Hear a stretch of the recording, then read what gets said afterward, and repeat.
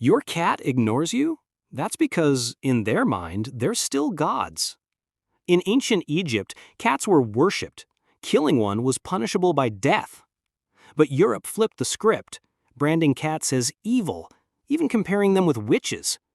Ironically, that backfired, because fewer cats meant more rats, helping spread the Black Plague. Fast forward, cats clawed their way back, from royal palaces to viral memes. Today, from grumpy cat to TikTok stars, they've gone from sacred idols to global celebrities.